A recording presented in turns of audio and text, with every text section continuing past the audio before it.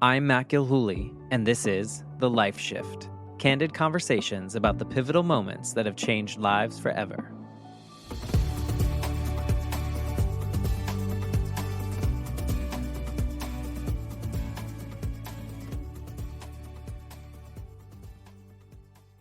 Hello, my friends. I'm Matt Gilhooly, and I am the host of the Life Shift podcast, and I am the lucky one. I am the person that gets the opportunity to speak to all these amazing guests, and I'm forever humbled that everyone that has been on the show has trusted me with their story, and a lot of these stories are deeply personal. A lot of them are tragic or have tragic moments in them, and I think, what I love about the Life Shift podcast is, sure, some of these events are really hard to hear and experience, but I do find that every episode ends in some kind of inspirational way of hope and what we've learned as humans through the experiences that we go through. If you are a regular listener of the Life Shift podcast, or if you've never listened, what I like to do at the end of the story is kind of ask my guests if they could go back to that person right before their life shift moment, what would they say? And for some people, I ask for advice for people that are going through something similar. And sometimes I ask just a random question that's in the similar vein. And so this is one way that I get to hear what someone would say to that person, knowing full well it's not possible, with the intention of anyone listening that might be going through something similar or a similar experience, they have the opportunity to hear maybe some inspirational words or something that resonates with them so that they feel a little bit less alone in their experiences. I just want to say thank you to those of you that have been listening. So I hope you leave this episode feeling inspired. So thank you, and I hope you enjoy listening to this recap episode of the responses to, if you could go back to that person right before your life shift moment, what would you say? I think I'd sit down and have a beer with him and probably just make a few jokes. But I would tell them just have faith in yourself. Keep moving forward. Keep moving forward. Keep believing. There is a meaning to all this madness, and whatever you're searching for will find you. You're not going to find it. It will find you. Just believe it, and that's about all I could say. And here, have another drink. I'm getting a little teary-eyed thinking about it. I think what I would tell her, because I'm envisioning myself just slumped over the desk. I think the word like congratulations is just coming up for me.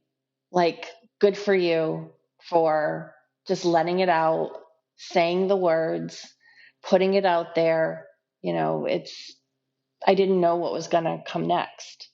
And to know now, what I've accomplished and the life that my husband and I and our daughter continue to build, I wouldn't trade it for the world.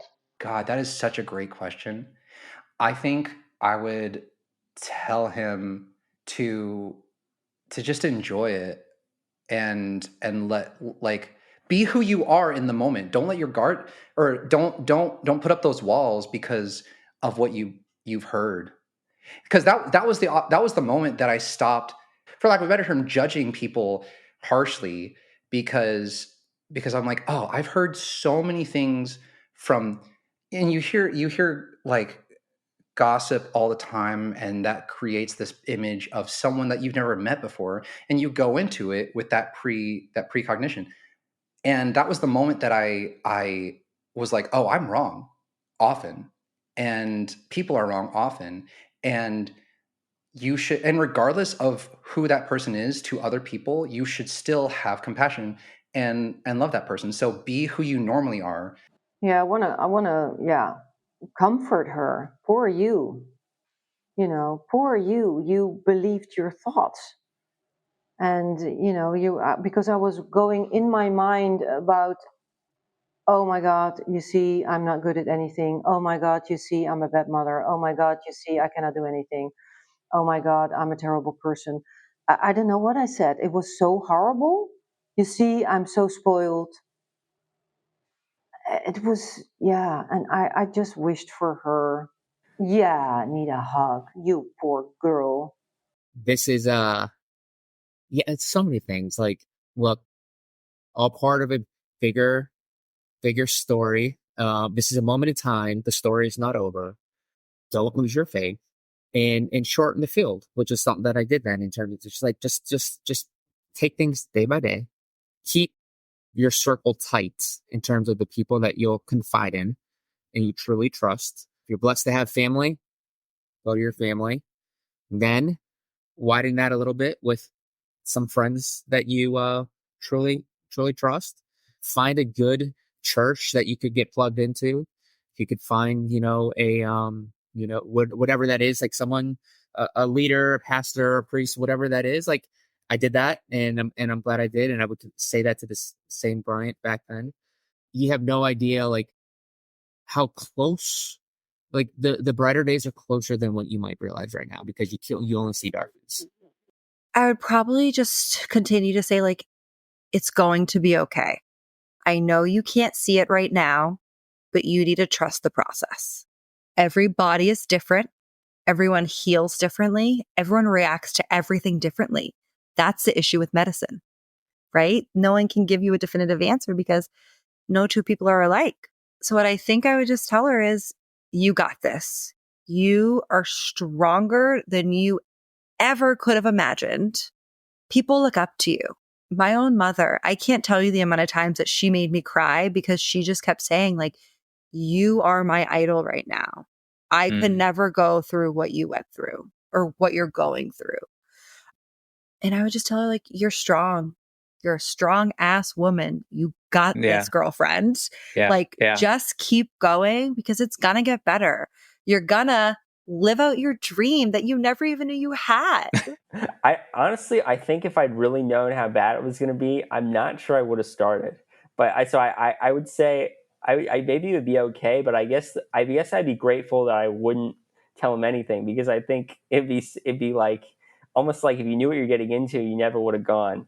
Like almost like if you go on a hike and like you're halfway up and you're like, I never would have started this hike if I'd known how long it was. But now that I'm halfway through, like I can't turn around now. So that would be lame. So I guess you wouldn't say anything. Yeah, I guess I would maybe give him a hug instead. Yeah. And that a hug would be much more valuable than any sort of like advice. I would have said, you are not a burden. You are very loved, and your family needs you. They need you here, not 6 feet under. Slow down and trust yourself and take care of yourself. Because one of the things I've lived my whole life doing is, well, it turned out I was doing it for selfish reasons. I thought I was showing up in a way to help other people, solve their problems, make them feel good. And I just ended up hurting them and myself along the way. And it's because it's so weird, like choosing ourselves, or me choosing myself. You know, there's people who are like, oh, that's narcissistic. Oh, that's selfish. And it's like, it could be. And there's also another way to do it where nobody learns by you telling them what to do. Everybody learns by either reading or seeing or observing or experiencing and then making their own choice. And if they can see you doing that for you, eating right, exercising, taking a pause, saying no, doing whatever it is for you, that's where that permission comes in. And it's like, that's the best way to influence somebody else. Whew. The first thing that popped into my head, which seems, but now it's there and I can't get it out, is you matter. Your life matters to other people. And that's, I think, the message that I would want to give anybody who's feeling that way is there is something else. There is another way to live. If this isn't what you want, there will be another way, and you will find it if you stick around. If you leave, you'll never find it. But if you stick around, you may find a better way to live, and you matter to other people.